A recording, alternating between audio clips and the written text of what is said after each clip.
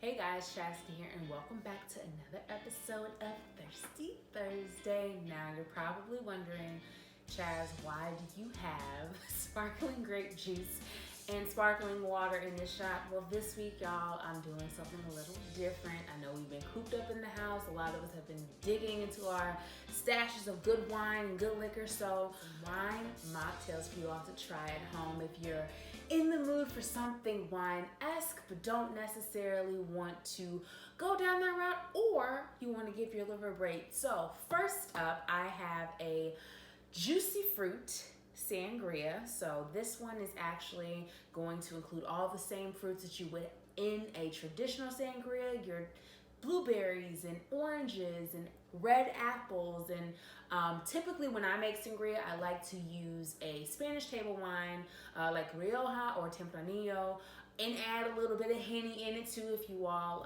have seen that recipe I came up with for Bryankerr a couple years ago, happy to drop it in the show notes. But for the sake of this mocktail, I am using Welch's sparkling red grape juice, and I have chopped up some apples, there's some frozen blueberries, there's some oranges. Feel free to add any type of citrus fruit that you like. I pour here, and this has been sitting in the refrigerator, so it's mighty cold. But if you want to feel fancy, go ahead and put it in a wine glass. You can also make bigger batches of this if you're doing a barbecue, or if you have friends coming over who don't necessarily drink, or those who are expecting or just had babies. Shout out to all my homegirls who just gave birth. I see y'all.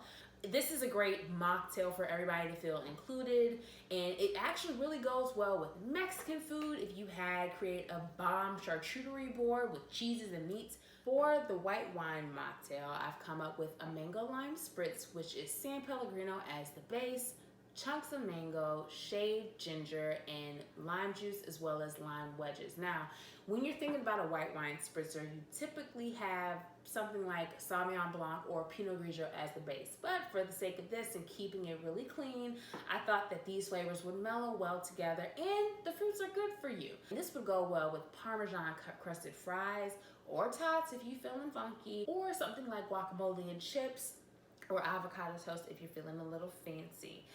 And yeah, that's pretty much it. I wanted to do something a little bit different, something out of the norm.